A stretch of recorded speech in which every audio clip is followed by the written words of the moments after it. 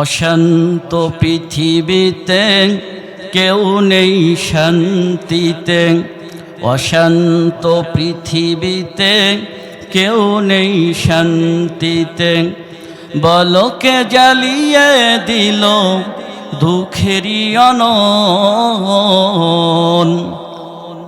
ভোরের পাখিরা গাই না সুখেরই গান। আতঙ্ক ভীতি ভরা যেন এ ভুবন, আতঙ্ক ভীতি ভরা যেন এ ভুবন। তাগুতের পদভার,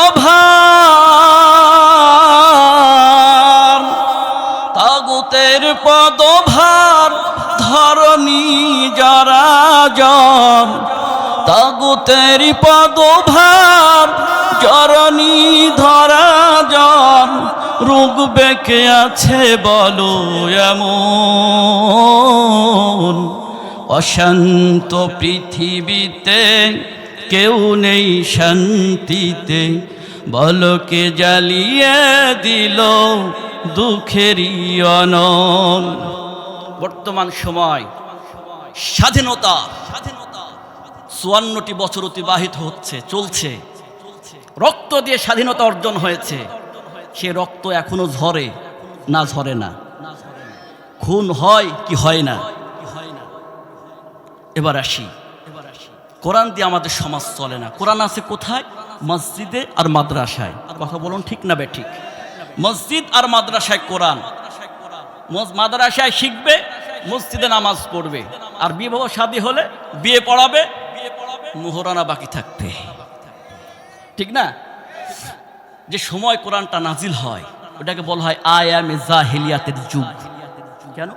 চুরি, ডাকাতি, ছিনতাই, খুন, ধর্ষণ, জেনা, ব্যভিচার, অন্যায়, অবিচার, জুলুম, নির্যাতন, মদ, জুয়া, অশ্লীলতা পুরো সমাজে কানায় কানায় পূর্ণ। এই জন্য বলা হয় ওই সমাজটাকে আয়ামে জাহিলিয়াতের যুগ।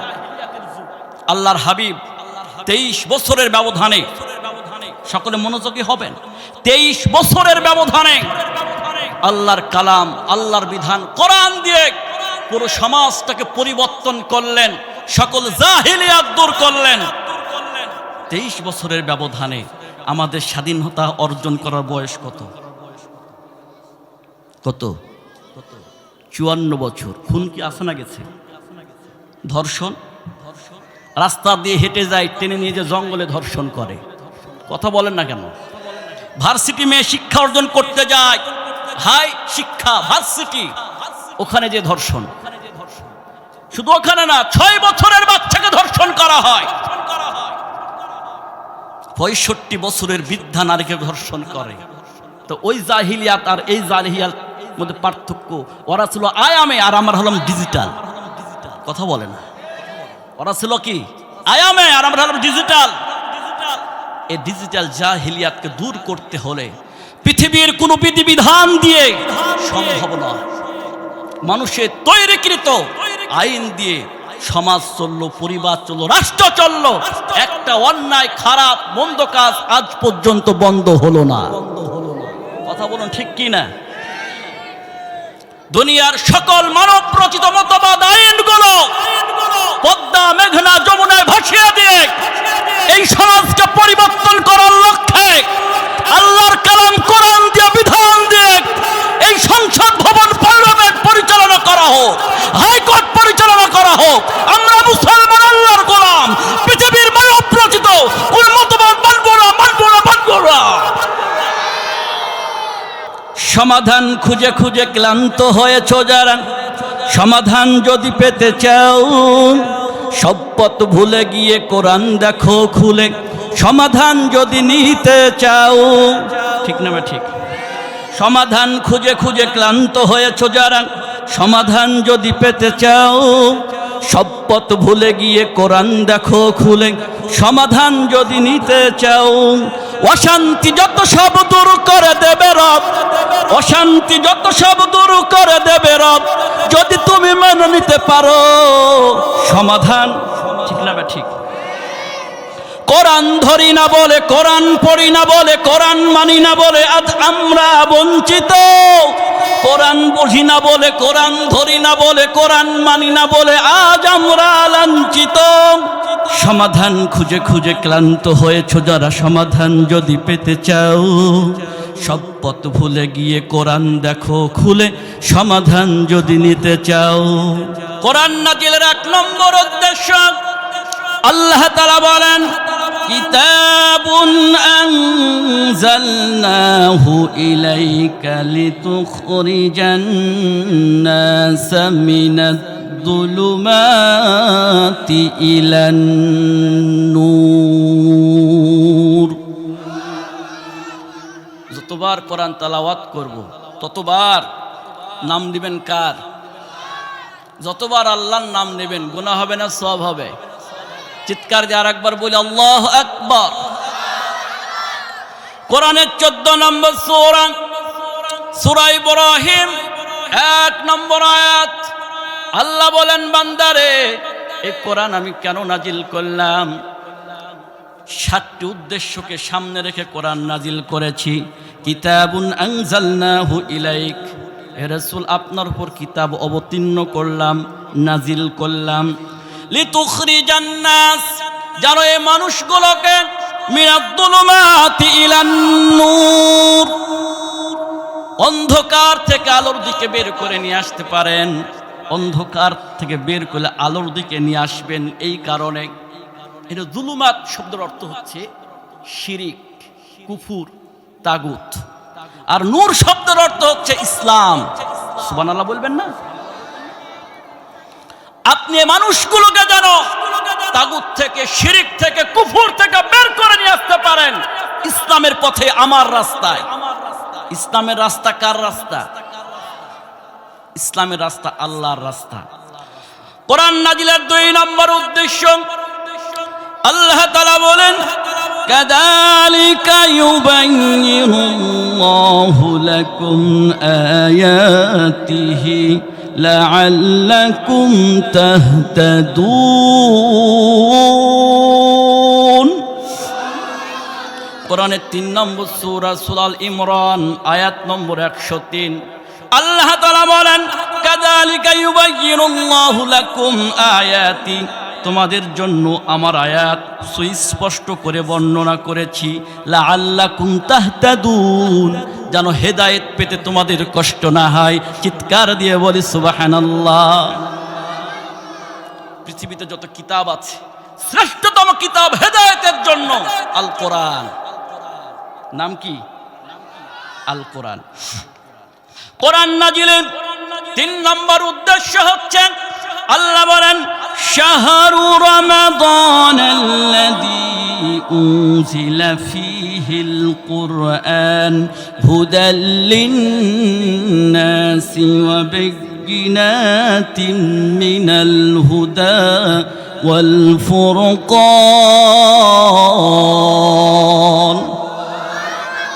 কোরআনের 2 নম্বর সূরা, সূরা আল বাকারা 125-85 নম্বর আয়াত। আল্লাহ তাআলা বললেন শাহরু রমাদানাল্লাযী উনজিলা ফীহিল কুরআন, রমজান মাসে, রমাদান মাসে এই কোরআন অবতীর্ণ স্টার্ট হয়, শুরু হয়। আল্লাহকে বলি মালিক ও আমাদের রব, কেন শুরু করলেন রমজান মাসে কোরআন নাজিল করা? আল্লাহ বললেন এই আয়াতের মধ্যে 3টা বিশিষ্ট বললেন হুদাল লিন্নাস, 1 নম্বর মানুষকে হেদায়েতের জন্য। সুবহানাল্লাহ বলে না? ওয়া বায়্যিনাতিন মিনাল হুদা, এই পৃথিবীর বুকে সুস্পষ্ট, সুদর্শন, সুন্দর, সহজ পথ নির্দেশিকা। ওয়াল ফুরকান, সত্য মিথ্যার পার্থক্য করে দেওয়া। কিতাবের জ্ঞান যাদের মধ্যে থাকবে, এই কোরআনের জ্ঞান যাদের মধ্যে থাকবে, তারা সত্য মিথ্যার মধ্যে পার্থক্য করতে পারবে। শিরিক, কুফর, তাগুতের মধ্যে পার্থক্য করতে পারবে। কোনটা আল্লাহর পথ, কিভাবে রবকে পাওয়া যাবে, এই সমস্ত জ্ঞানগুলো আল্লাহ তাআলা ঢুকায়া দেবেন। চিৎকার দিয়ে বলি সুবহানাল্লাহ। কোরআন নাজিলের 4 নম্বর উদ্দেশ্য, হাদা বায়ানুল লিন্নাসি ওয়া হাদা بيان للناس وهدى وموعظة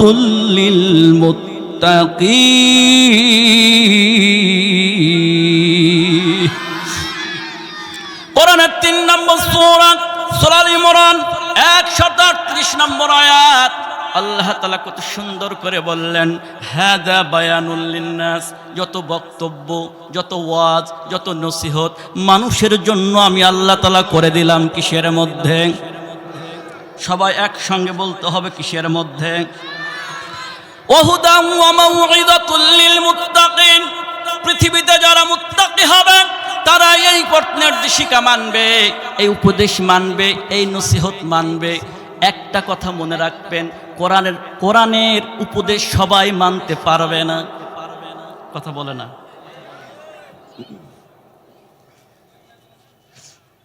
কোরআনের উপদেশ কাফের মানতে পারবে না কথা বলে না কোরআনের উপদেশ মুশরিক মানতে পারবে না কোরআনের উপদেশ নসিহত মুনাফিক মানতে পারবে না কোরআনের উপদেশ নসিহত তারাই মানতে পারবে তাদেরকেই ভালো লাগবে যারা মুত্তাকি হবে এই কথাকার আল্লাহর কোরআন নাজিলের ৫ নম্বর উদ্দেশ্য وهذا كتاب أنزلناه مبارك فاتبعوه واتقوا لعلكم ترحمون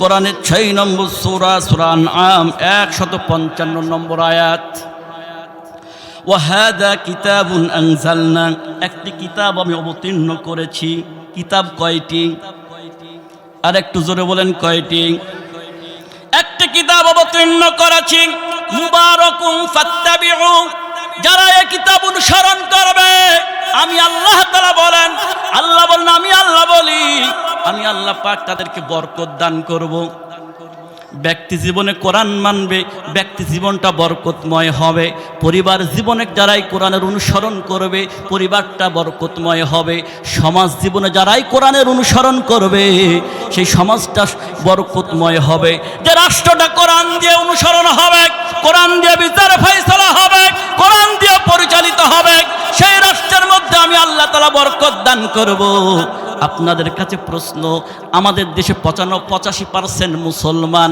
আপনারাই বলুন আমাদের দেশ আমাদের পরিবার আমাদের সমাজ কোরআন দিয়ে পরিচালনা হয় না কোরআন বাদ দিয়ে পরিচালনা হয়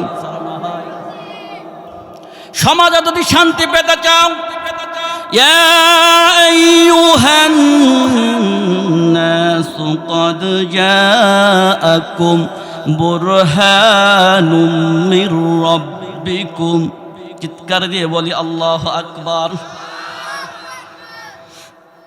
ইয়া আইয়ুহান নাস হে মানুষ আমরা কি যারা বললেন না তারা মনে অন্য কিছু আমরা কি ডাক দিলেন কে ইয়া আইয়ুহান নাস হে মানুষ ক্বাদ জাআকুম বুরহান তোমাদের নিকট তোমার রব বুরহান কনস্টিটিউশন সংবিধান দিলেন তোমাদেরকে মানব রচিত সংবিধানের কাছে যাওয়া লাগবে না সেকুলারিজমের কাছে যাওয়া লাগবে না ধর্ম নিরপেক্ষ মতবাদের কাছে যাওয়া লাগবে না আমি আল্লাহ তোমাদেরকে একটা সংবিধান দিলাম সেই সংবিধান অনুযায়ী যদি চলো ইবাদত হবে সমাজে শান্তিও ফিরে আসবে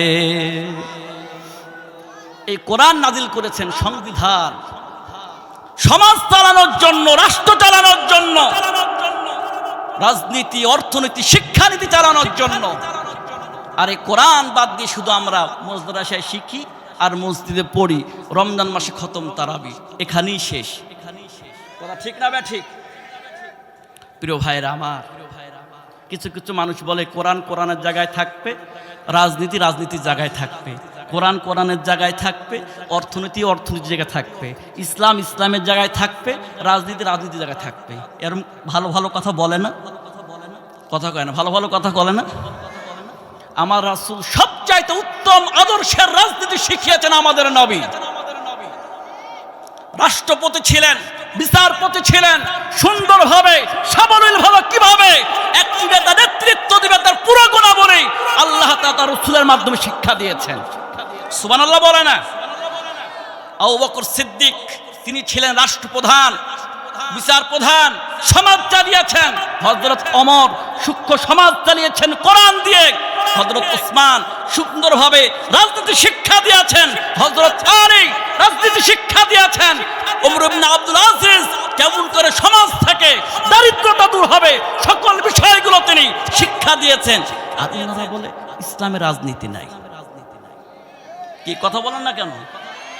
যারা এমন কথা বলে তারাই সমাজে জাহিলিয়াতের জুলুমের রাজনীতির শিক্ষা দিয়ে জুলুম করে মানুষকে সমাজ পরিচালনা করতে চায়। আসুন, এই কোরআন আল্লাহ তাআলা যে কাজের জন্য দিয়েছেন, পুরো ক্ষেত্রে আমাদের এই সমাজে কোরআন থাক, এটা আপনারা কি চান? আল্লাহ কবুল করুন, বলি আল্লাহুম্মা আমিন। আমার নির্ধারিত একটি বস্তু বিষয়ের উপর আলোচনা করি। আপনারা জানেন আমার আলোচনার আজকের বিষয় হচ্ছে কোন আমলে কোন জান্নাত। কোন আমলে কোন জান্নাত। কুরআনুল কারীমের 18 নম্বর সূরা, সূরা কাহাফ থেকে আমি একটি মাত্র আয়াতে কারিমা তেলাওয়াত করেছি। সূরা কাহাফ কোরআনের 18 নম্বর সূরা, মোট আয়াত সংখ্যা 110, মোট রুকু সংখ্যা 12, মোট শব্দ সংখ্যা 1602, 608, মোট হরফ সংখ্যা 6620। সূরা কাহাফ নাজিল হয় মক্কায়। মক্কার কাফের মুশরিকরা, মক্কায় যারা বাস করত তারা ছিলেন কাফের আর মুশরিক। মদিনায় যারা বসবাস করতেন তারা ছিলেন ইহুদি নাসারা। মক্কার কাফের মুশরিকরা যখন ইসলামকে উৎখাত করার জন্য, নিধন করার জন্য, শেষ করে দেওয়ার জন্য সকল প্রক্রিয়া শেষ, তারা তখন মদিনার আলেমদের কাছে গিয়ে ইহুদি আলেমদের কাছে আশ্রয় নিলেন। তারা বললেন, আমাদের সকল প্রকার প্রচেষ্টা ব্যর্থ হয়ে গেছে, আপনাদের কাছে সাহায্য চাই মুহাম্মদকে নিধন করার জন্য। সকলে বলি নাউজুবিল্লাহ। আর একবার বলেন, পৃথিবীতে সবচাইতে বেশি ষড়যন্ত্র হয়েছে ইসলাম নিয়ে আর কোরআন নিয়ে। কথা বলে না?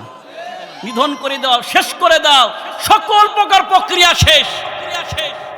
এরপরে ইসলাম আছে না গেছে? বাংলার জমিন থেকেও যারা ইসলামকে নিধন করতে চেয়েছিল 3 দিন পর তারাই নিধন হয়ে ব্যর্থ হয়ে জমিন থেকে বিদায় নিয়েছে। এর চেয়ে বাস্তব শিক্ষার কি হতে পারে? মদিনার আলেমরা বললেন যে দেখো, যদি সে সত্যই আল্লাহর নবী হবে, পৃথিবীর কোনো শক্তি নাই, পৃথিবীর কোনো ক্ষমতা নাই, এটা শেষ করে দেবে, নিশ্চিহ্ন করে দেবে। যতই তাকে আঘাত করবে ততই সে বৃদ্ধি পাবে। সুবহানাল্লাহ বলে না? বললেন তোমাকে সে কি সত্য নবী, জাস্টিফাই করার জন্য, পরীক্ষা করার জন্য তাকে 3টা প্রশ্ন করবে। 1 নম্বর প্রশ্ন হচ্ছে এই যে 1 নম্বর প্রশ্ন রূহ কি। 2 নম্বর প্রশ্ন পূর্ব থেকে পশ্চিম শাসন করেছে এমন একজন ব্যক্তির নাম। 3 নম্বর প্রশ্ন হচ্ছে এই 7 জন যুবক একটি গুহায় আশ্রয় নাই, ইতিহাস হয়ে থেকে গেছে। আমি সংক্ষেপে বললাম। সর্বশেষটা আমি বলি, আসহাবে কাহাফের সেই ঘটনাকে উল্লেখ করে বলেন, আসহাবে কাহাফের ঘটনা বাদশাহ দাকিয়ানুস, স্থানের নাম জর্ডান। এই দাকিয়ানুসের চরিত্র ছিল, স্বভাব ছিল 3টা। 1 নাম্বার তিনি ছিলেন নিষ্ঠুর। তিনি কি? নিষ্ঠুর। 2 নাম্বার তিনি ছিলেন জালেম। 3 নাম্বার তিনি ছিলেন মুশরিক। 1 নাম্বার নিষ্ঠুর, 2 নাম্বার জালেম, 3 নাম্বার মুশরিক। পৃথিবীতে তত স্বৈরাচার ক্ষমতা লোভীর অবস্থান নিয়েছিল, চেষ্টা করেছিল মানুষের উপর মানুষকে দাস বানিয়ে রাখবে, মানুষকে গোলাম বানিয়ে রাখবে। স্বৈরাচারী কায়দায় তারা 3টা দিক নিয়েছে। 1, তারা ছিলেন জালেম, 2 নিষ্ঠুর, 3 মূর্তি পূজক। কথা বলে না? কোন কায়দার জালেম হলে, কোন জাতের জালেম হলে এমন কথা বলতে পারে দেশের জনগণ যাই থাকুক, তাতে আমার আপত্তি নাই, ক্ষমতা চাই? কথা বলে না? কোন জাতের জালেম হলে ক্ষমতার জন্য হেলিকপ্টার থাকে, মানুষের দিকে গুলি নিক্ষেপ করে মানুষকে হত্যা করে, এরপরও চাই আমি ক্ষমতায় টিকে থাকবো? কোন জাতের জালেম হলে? দেখেন পৃথিবীতে যত স্বৈরাচার আছে, জালেম আছে, সকল স্বৈরাচার জালেমদের এই 3টা দিক আছে। তারা মূর্তি পূজক। মোড়ে মোড়ে, জায়গায় জায়গায়, অফিসে অফিসে, আদালতে আদালতে বাপের মূর্তি তৈরি করে রাখতে হবে। কি কথা বল না কেন? এটা হচ্ছে বাদশাহ দাকিয়ানুসের সেই আল্লাহ রাসূল সুন্দর করে বর্ণনা করলেন। সবাই শুনে হতবাক হয়ে গেলেন। ইহুদি আলেমদের কাছে যখন এই তথ্য গেল, ইহুদি আলেমরা বললেন তিনি সত্য নবী। সুবহানাল্লাহ বলবেন না? চিৎকার দিয়ে বলেন আল্লাহু আকবার। ইহুদি আলেমরাও জানতো আল্লাহ রাসূল সত্য, মক্কার কাফের মুশরিকরাও জানতো আল্লাহর নবী সত্য, কোরআন সত্য, কাবার মালিক তাকে নবী করে শেষ নবী করে পাঠিয়েছেন, কিন্তু তারা মানতো না। কথা বলেন ঠিক কিনা বা ঠিক? আমাদের দেশে এরকম অসংখ্য আছে যারা নিজেকে মুসলমান বলে দাবি করে, মসজিদে জুমার নামাজও পড়ে, বছরে দুইটা ঈদের নামাজও পড়ে, কোরআন সত্যটা জানে, এরপরও কোরআনের বিধান দিয়ে কোরআনের সমর্থন হোক অসংখ্য মুশরিক এরা মানতে চায় না। আওয়াজ দিয়ে বলুন ঠিক না বা ঠিক? মিলছে মিলছে মিলে যায়, কিছু করার নাই। কোনো ব্যক্তি যদি মনে করে কোরআনের আইন আমার পছন্দ না, কোরআনের বিধান পছন্দ না, কোরআনের দল পছন্দ না, জানবেন ওই নির্ভেজাল ভেজাল মুক্ত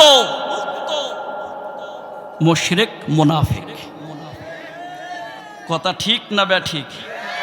এখন হুজুর দলিল দেন। দলিল আমি দেব না, আল্লাহ দিয়েছে। হুয়াল্লাযী আরসালা রাসূলাহু বিল হুদা ওয়া দীনিল হক লিইয়ুযহিরাহু আলাদ দীনি কুল্লিহি ওয়ালাউ কারিহাল মুশরিকুন। হুয়াল্লাযী আরসালা রাসূলাহু বিল হুদা, তিনি তার রাসূলকে পাঠিয়েছেন ওয়া দীনিল হক, সত্য জীবন ব্যবস্থা ইসলাম দিয়ে, লিইয়ুযহিরাহু আলাদ দীনি কুল্লিহি, ইসলামকে বিজয় করে। কিন্তু ওয়ালাউ কারিহাল মুশরিকুন, যারা মুশরিক ইসলাম বিজয় হোক তারা অপছন্দ করে, চায় না। কি কথা বলেন ঠিক না ব্যাঠিক? প্রিয় ভাইরা আমার, এটা ছিল বাদশাহ দাকিয়ানুসের চরিত্র। আমাদের মধ্যে যদি এরকম কেউ থাকে, জানতে হবে ওটা আই এম এ ডিজিটাল জাকিয়ানুস। প্রিয় ভাইরা আমার, আলোচনার দিকে এগিয়ে যাই। আল্লাহ তাআলা বললেন 8টি জান্নাত, জান্নাতের মধ্যে একটি জান্নাতুল ফিরদাউস। ও দুনিয়ার মানুষ, এই জান্নাতুল ফিরদাউস তোমরা কেমনে পাবা, কিভাবে পাবা? আল্লাহ তাআলা বললেন ইন্নাল্লাযীনা আমানু ওয়া আমিলুস সালিহাত কানাত লাহুম জান্নাতুল ফিরদাউসি নুজুলা। কোরআনের 18 নম্বর সূরা, সূরা কাহফ, আয়াত নম্বর 107। আল্লাহ তাআলা বললেন জান্নাতুল ফিরদাউসের মালিক হতে হলে 2টা কাজ করা লাগবে। 1 নম্বর ঈমান, 2 নম্বর নেক কাজ।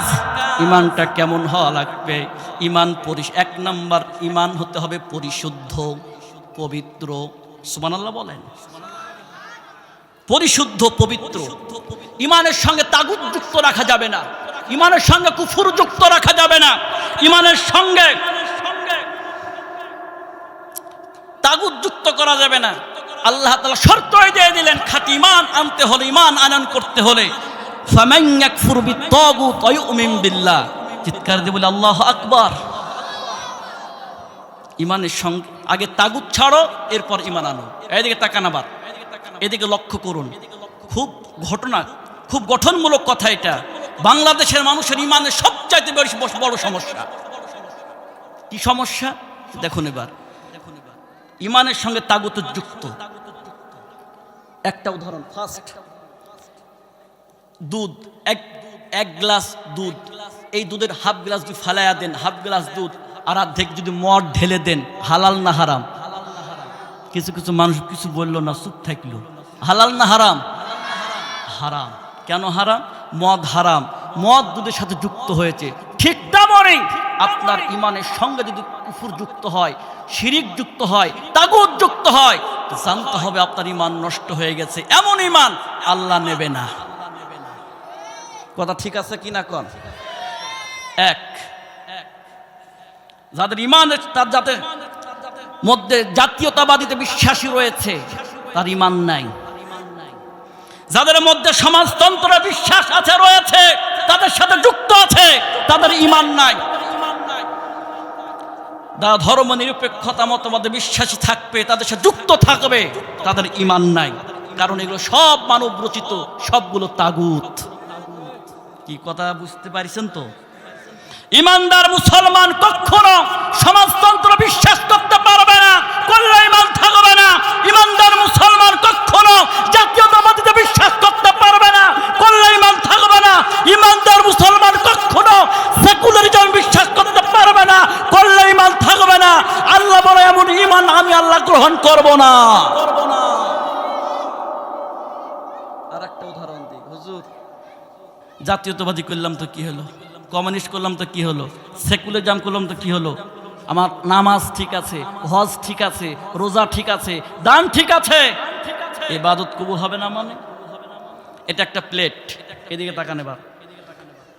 গরুর কালা ভুনা, খাসি ভুনা, মুরগির রোস্ট, ডিম, চতুর সাইডে সুন্দর খাবার, মাঝখানে চিকন চালের 28 চাউলের ভাত, তার উপরে পায়খানা। কারা কারা খাবেন হাত তোলেন। কেন খাবেন না? কালা ভুনা খারাপ? কথা বলে না। মুরগি রোস্ট খারাপ? ডিম ভুনা, ইলিশ ভাজা, তা খাবেন না কেন? আল্লাহ তাআলা বলেন, বান্দা রে, দুনিয়ায় তুমি সেকুলারিজম করবা, কমিউনিজম করবা, ন্যাশনালিজম করবা, এগুলো সব দেখো। তোমার তাহাজ্জুদ থাকতে পারে, তোমার রোজা থাকতে পারে, লক্ষ লক্ষ টাকা খরচ করার হজ থাকতে পারে। ও বান্দা, তোমার এমন ঈমান আর আমলে আমি আল্লাহ জান্নাত দেব না, তুমি শুধুমাত্র তাগুতের সাথে যুক্ত থাকার কারণে।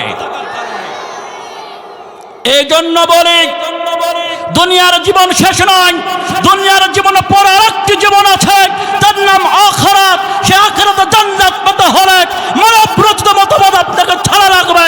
এই ঘোষণা আল্লাহর। আমরা মুসলমান, আল্লাহর গোলাম, মানব রচিত কোন মতবাদ মানবো না, মানবো না, মানবো না। আল্লাহ কবুল করুন, বলি আল্লাহুম্মা আমিন। তো 1 নম্বর ঈমান ঠিক রাখা লাগবে। কি ঠিক রাখা লাগবে? ঈমান। ঈমান যদি আপনার ঠিক না থাকে, তাহলে আপনার ভালো কাজ, নেক কাজ কোনো কাজে আসবে না। আশা করি বুঝতে পেরেছেন। আর কেউ যদি না বোঝার ভাঁজ করেন, তো বলার কি থাকলো, যাক ছেড়ে দিলাম। ও মুসলমান, দুনিয়ায় ঈমানটাকে পরিশুদ্ধ রাখা লাগবে, দুনিয়ায় ঈমানটাকে মজবুত রাখা লাগবে। ঈমানদার পৃথিবীর কারো কাছে ঈমান বিক্রি করবে না, ঈমানদার অর্থের কাছে ঈমান বিক্রি করবে না, ঈমানদার সমাজ ক্ষমতার কাছে ঈমান বিক্রি করবে না, ঈমানদার জীবন দিয়ে দিবে, ঈমান দেবে না।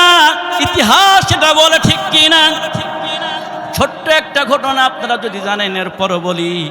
ইসলামের প্রথম যুগ, 4th বছর, আল্লাহর হাবিব যখন দিনের কথাগুলো প্রকাশ করে দিলেন, মক্কার কাফের মুশরিকরা সিদ্ধান্ত নিলেন, যারা ঈমান আনবে তাদের উপর স্টিম রোলার চলবে।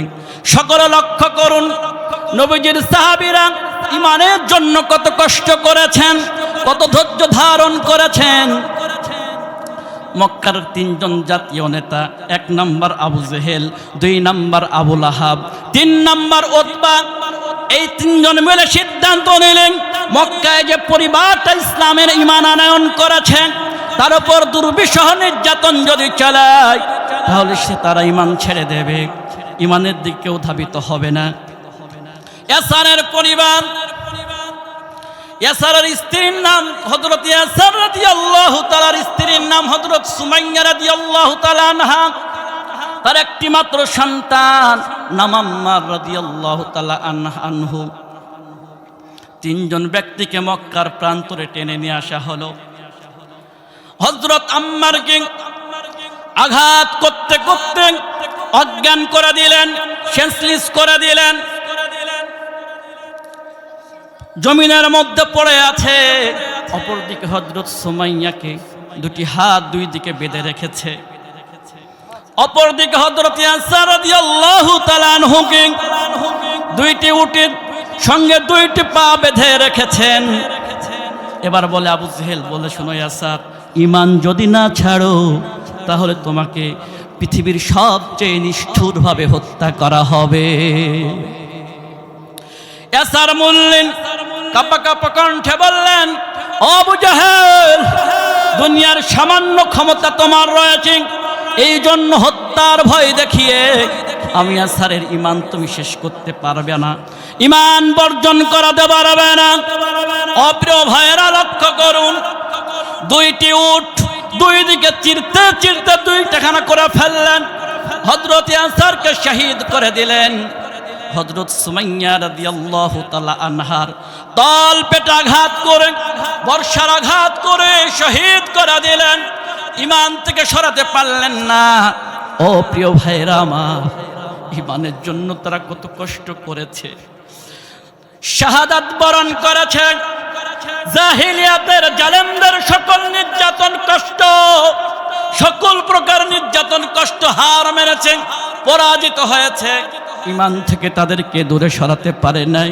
চিৎকার দিয়ে বলি সুবহানাল্লাহ। এমন ইমান গ্রহণ করা লাগবে, পৃথিবীর সকল চাওয়া পাওয়া সব শেষ করে ইসলামের জন্য, দ্বীনের জন্য নিজেকে উৎসর্গ করতে হবে। এমন ইমান আমাদের সকলকে আল্লাহ তাআলা দান করুন, বলি আল্লাহুম্মা আমিন। মুসলমান, 2 নম্বর জান্নাতে যাওয়ার জন্য 2 নম্বর আমল আল্লাহ তাআলা বললেন, ইয়া আইয়ুহাল্লাযীনা আমানু هل أدلكم على تجارة تنجيكم من عذاب أليم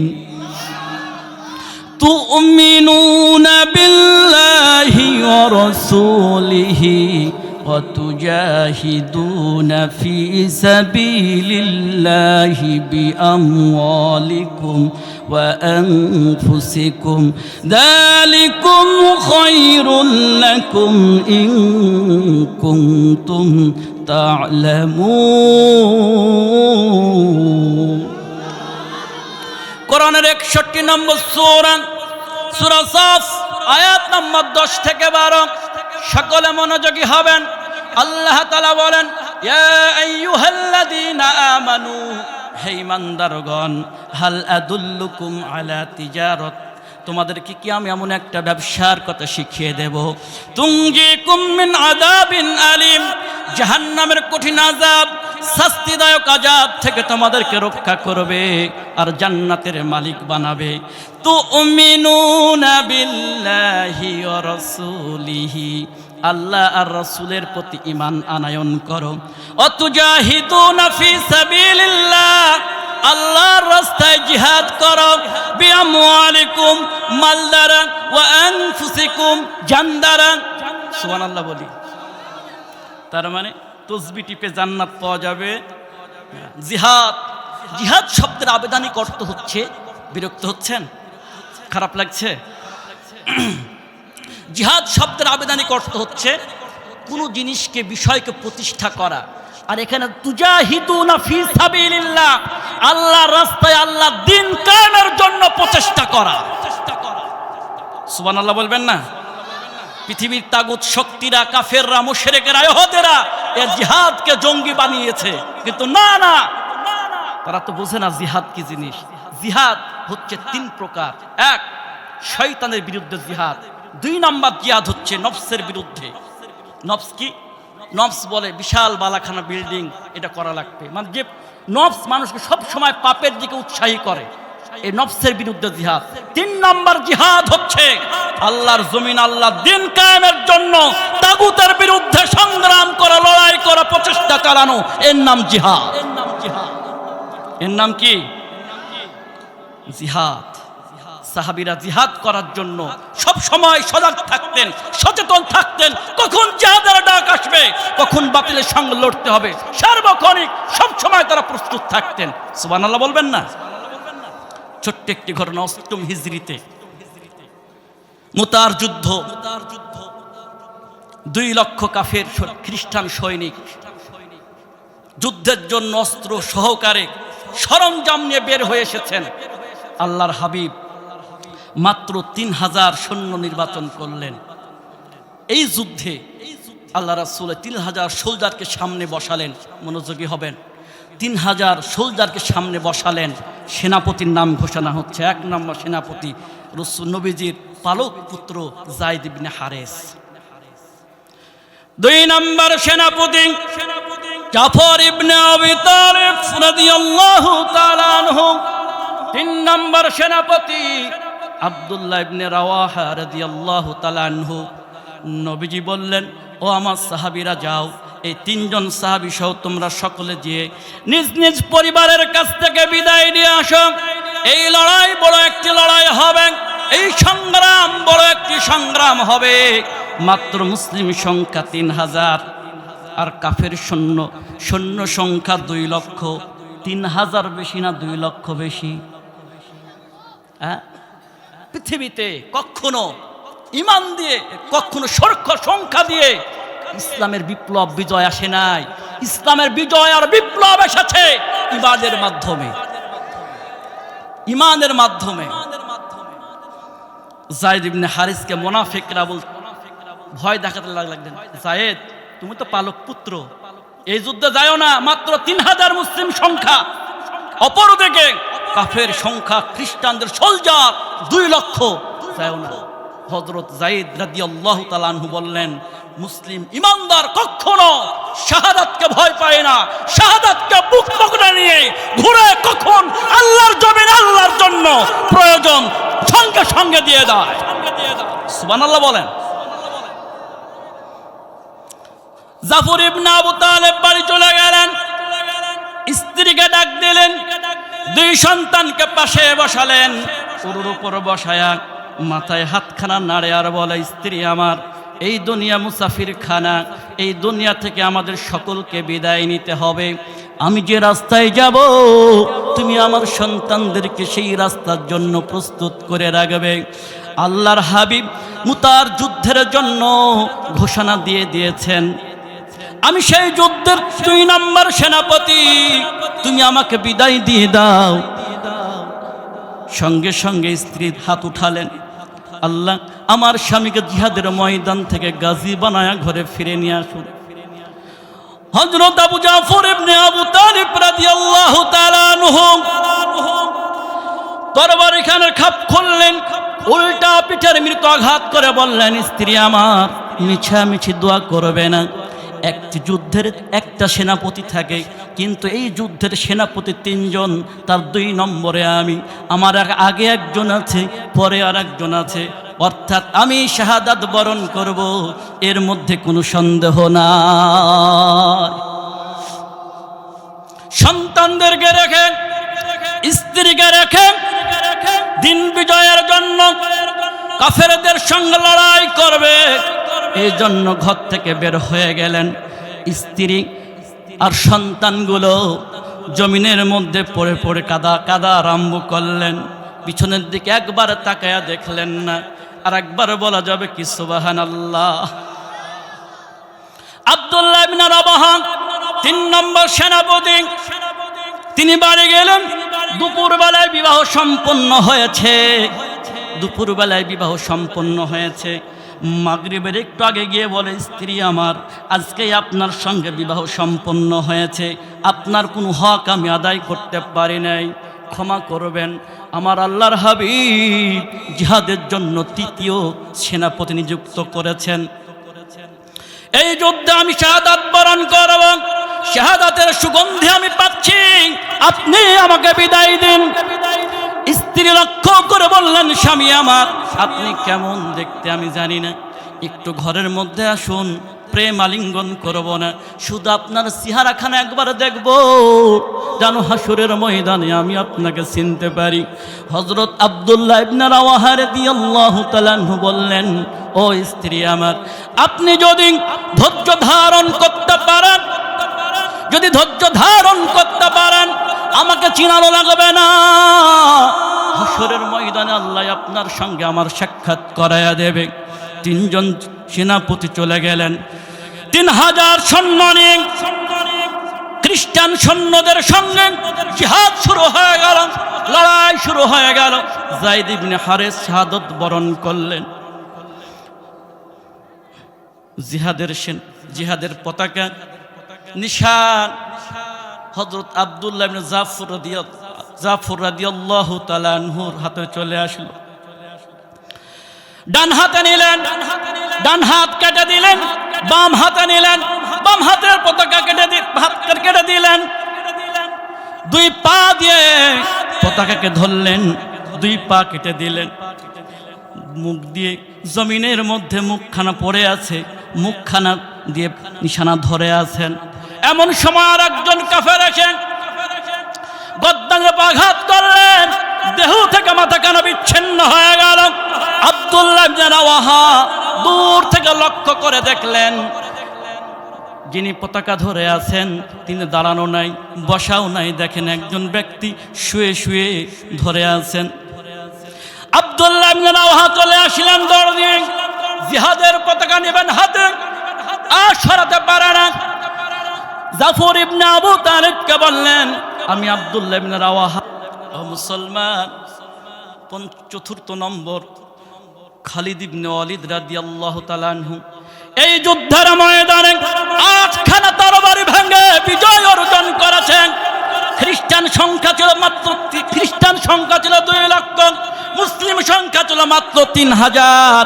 সেখান থেকে বিজয় আসলো। ও মুসলমান, একটা কথা মনে রাখবেন, মুসলিমদের বিজয় সংখ্যা দেখে আসে না, ঈমানি শক্তির বদলতে আসে।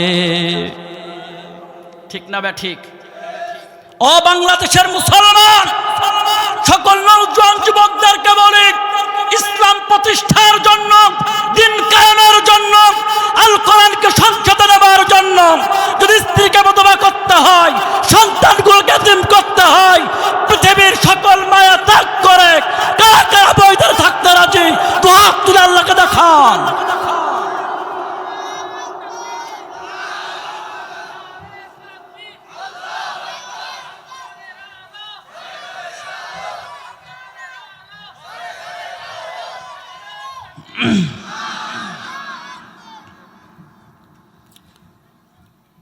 জিহাদ প্রত্যেকটি ইমানদার মুসলমানের মধ্যে এই তামান্না থাকতে হবে। যদি আপনার মধ্যে দিন কায়েমের তামান্না না থাকে, তাহলে মনে করতে হবে আপনি মুনাফিক। আমরা কেউ মুনাফিক হতে চাই না, আমরা সকলে ইমানদার মুসলমান। কোরআনের প্রেম, কোরআনের মহব্বত, আল্লাহর প্রেম, আল্লাহর মহব্বত কলিজায় ধারণ করে দিন কায়েমের জন্য ময়দানে থাকবো ইনশাআল্লাহ। ও মুসলমান, 3 নম্বর জান্নাতে যাবার কাজ, 3 নম্বর জান্নাতুল মাওয়া। আল্লাহ বললেন, আমি কাদেরকে জান্নাতুল মাওয়া দান করব? ওয়া আম্মা মান খাফা মাকাম রাব্বিহি ওয়া নাহান নাফসা আনিল হাওয়া ফাইন্নাল জান্নাতা হিয়াল মাওয়া। সকল চিৎকার দিয়ে বলে আল্লাহু আকবার। আল্লাহ বললেন, বান্দারে, দুনিয়ায় তোমরা যারা আমি রবকে ভয় করবে, ওয়া আম্মা মান খাফা মাকাম রাব্বিহি, রবের সামনে দাঁড়াতে হবে, এই ভয় যাদের অন্তরে থাকবে, যাদের হৃদয়ে থাকবে, আল্লাহ তাআলা বললেন, ওয়া নাহান নাফসা আনিল হাওয়া ফাইন্নাল জান্নাতা হিয়াল মাওয়া, আমি আল্লাহ তাদেরকে জান্নাতুল মাওয়া দান করব। একসঙ্গে বলা যাবে না আল্লাহু আকবার? মাকাম রাব্বিহি, রবকে, রবের সামনে আমাদের সকলকে দাঁড়া হতে হবে। ধনী গরিব, শাসক প্রজা, সকলকে একদিন তার সামনে দাঁড়াতে হবে, আল্লাহর সামনে দাঁড়াতে হবে। এই ভয় আমাদের মনে থাকতে হবে। যদি এই ভয় না থাকে, তাহলে আপনি অবশ্যই শেষ। ঠিক না বা ঠিক? যাদের মধ্যে আল্লাহর ভয় নাই, যাদের মধ্যে আল্লাহর ভয় নাই, পৃথিবীর এমন কোন অন্যায় পাপাচার কাজ নাই, খারাপ কাজ নাই যে কাজে সে লিপ্ত হবে। ঠিক না বা ঠিক? রাস্তার ইট চুরি করবে, গহম চুরি করবে, এই চুরি করবে, কথা বলেন না কেন? মেলা কথা ছিল, আমার সময় সংক্ষেপ, ওই জন্য আমি বলতে পারতেছি না। কিন্তু জান্নাতুল মাওয়া আল্লাহ তাদেরকে দান করবে যাদের হৃদয়ে অন্তরে আল্লাহর ভয় থাকবে। জোরে বলেন, কার ভয়? সাহাবীদের মধ্যে কত ভয়। সাহাবী একজন খলিফা ছিলেন মুসলিমদের, হারুনুর রশিদ, খলিফা হারুনুর রশিদ। এই খলিফা হারুনুর রশিদ আল্লাহকে কত ভয় করতেন। ছোট্ট একটা ঘটনা আমি বলি, এরপর আমি শেষের দিকে চলে যাব, আমার সময় শেষ প্রান্তে চলে এসেছে। সিরার একটি শহর, নাম তার রাকা। এই শহরের বিচারপতি অসুস্থ হলেন, খলিফা হারুন আর রশিদের কাছে চিঠি গেল, খলিফা অনেক বিচার হয়ে গেছে, আপনি একটু একটা বিচারক নিযুক্ত করুন, রাখা অঞ্চলের বিচারক, তিনি অসুস্থ। খলিফা হারুন আর রশিদ নিজেই ছদ্মবেশে চলে গেলেন বিচারক হয়ে। লক্ষ্য করুন, সামনে দাঁড়ায় আছে, বিচার শুরু হলো, বিচারপতি বিচার করছেন। একটা বৃদ্ধা নারী, 2খানা রুটি আর একটু মধু। জিজ্ঞেস করলেন বিচারপতি, ও মা, আপনি কেন 2খানা রুটি আর একটু মধু চুরি করলেন? ছলো ছলো চোখে বৃদ্ধা নারী বললেন, আমার 2টা এতিম বাচ্চা আছে, কয়েকদিন যাবত না খাওয়া, এই না খাওয়া অবস্থায় ক্ষুধার তাড়না সহ্য করতে পারছিল না। আমি মা কান্নার আওয়াজ সহ্য করতে পারছিলাম না, এই কারণে 2খানা রুটি আর একটু মধু চুরি করেছি। খলিফা হারুন আর রশিদ তখনও প্রকাশ করেননি তিনি খলিফা। বিচারক হয়ে বললেন, এই বিচারের রায় আগামীকাল দেওয়া হবে, কিন্তু অবশ্যই জানো, খাদ্য প্রধান, শরিয়া প্রধান, গোয়েন্দা প্রধান, সকল বড় বড় নেতৃবৃন্দ উপস্থিত থাকে। পরের দিন বিচার শুরু হলো। জিজ্ঞেস করা হলো, আমার এই রাজ্যে, এই রাখা অঞ্চলে, রাখা প্রদেশে ক্ষুধার যন্ত্রণা তাড়না সহ্য করতে না পারে, এতিম বাচ্চার কান্নার আওয়াজ সহ্য করতে না পারে 2খানা রুটি আর একটু মধু চুরি হয়, এর বিচার শক্ত হওয়া দরকার। ইসলাম কত সুন্দর, ইসলামী পারে সুন্দর সুদর্শন ন্যায় ইনসাফ ভিত্তিক সমাজ গঠন করতে, ঠিক না বা ঠিক? শুরু হলো, বললেন 500 দিনার জারিমানা আর 50 চাবুক আঘাত হবে, এর মধ্যে আমি বিচারক, আমাকে 20টি আঘাত করা হোক। 20টি আঘাত করা হলো, চামড়াগুলো ফেটে রক্ত ঝরে, রক্ত পড়ে। ঠিক এমন সময় বিচারক বললেন, বাকি 30টি সকল শরিয়া প্রধান, খাদ্য প্রধান, গোয়েন্দা প্রধানদেরকে ভাগ করে দেওয়া হোক। 50 দিনার, 500 দিনার, এর মধ্যে 20 দিরহাম, 20 দিনার ওই রুটির দোকানদার আর মধুর দোকানদারকে দেওয়া হোক। আর 480 দিনার আপনাকে দেওয়া হলো। আপনি এই 80 দিনার শেষ হওয়ার পূর্বেই খলিফা হারুন আর রশিদের দরবারে দেখা করবেন, সেইখানে আপনার জন্য উত্তম একটি ব্যবস্থা করে দেবেন। চিৎকার দিয়ে বলি সুবহানাল্লাহ। চলে গেলেন খলিফা হারুন আর রশিদের দরবারে। তিনি গিয়ে দেখেন বৃদ্ধা নারী, লক্ষ্য করে দেখেন যিনি বিচারক তিনি খলিফার চেয়ারে বসে আছেন। খলিফার সামনে যাওয়া মাত্রই চাবুকখানা নিয়ে 2টা হাঁটু জমিনে গেড়ে দিলেন। 2টা হাঁটু গেড়ে দিয়ে বললেন, মা, এই নেন চাবুক। ও মা, এই নেন চাবুক, আমার পেট আপনার চাবুক, যত ইচ্ছা আপনি আঘাত করুন, কিন্তু দয়া করে কিয়ামতের ময়দানে আল্লাহর সামনে যদি মামলা দায়ের করে, আমি জাহান্নাম ছাড়া আমার কপালে অন্য কিছু জুটবে না। ও মা, জাহান্নামের কঠিন আযাব আমি সহ্য করতে পারবো না, রবের সামনে দাঁড়িয়ে এমন অপরাধী হতে পারবো না, মেহেরবানি করে আমাকে মাফ করুন, আর নয় শাস্তি প্রদান করুন।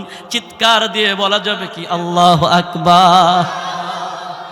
এমন শাসক পাওয়া তখনই সম্ভব, এখন শাসক তখনই পাওয়া সম্ভব যখন আল কোরআনের সমাজ গঠন হবে। সবাই তো বলল না কথাটা, তখনই সম্ভব ন্যায় ইনসাফ ভিত্তিক বিচার ব্যবস্থা, তখনই সম্ভব এই সমাজ থেকে অন্যায় পাপাচার দূর হবার, যখন আল কোরআনের সমাজ গঠন হবে। আল কোরআনের সমাজ গঠন করার জন্য আমাদের সকলকে, সকল মুসলিমকে ঐক্যবদ্ধভাবে কাজ করা লাগবে। আওয়াজ দিয়ে বলুন ঠিক না ঠিক?